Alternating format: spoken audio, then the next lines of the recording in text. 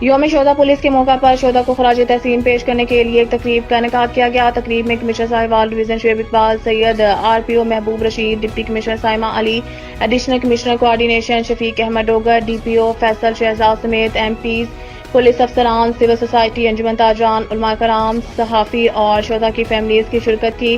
تقریب کے شرکاء کی جانب سے پولیس شہدا کو خراج تحسین پیش کیا گیا اور بلندی درجات کے لیے فاتحہ خوانی کی گئی۔ تقریب سے خطاب کرتے ہوئے کمشنر ساہیوال ڈویژن شعیب اقبال سید نے کہا ہے کہ عوام کی جان مال کی حفاظت کرتے اپنی قیمتی جانوں کا نذرانہ پیش کرنے والے پولیس شہدا ہمارے ہیرو ہیں۔ قابل رشک ہیں وہ خاندان جن کے سپوتوں نے وطن عزیز کی حفاظت میں اپنی جان کا نذرانہ پیش کیا۔ انہوں نے کہا کہ ملک میں امن و امان نافذ کرنے کے لیے اپنی جانوں کا نذرانہ پیش کرنے والوں کی قربانیاں رائیگاں نہیں جانے دیں گے۔ انہوں نے مزید کہا کہ شہدا کے خاندان ہمارے لیے قابل قدر ہیں، انہیں کبھی تنہا نہیں چھوڑا جائے گا۔ امن اور قوموں کی سلامتی شہدا کے خون کے باعث ہیں۔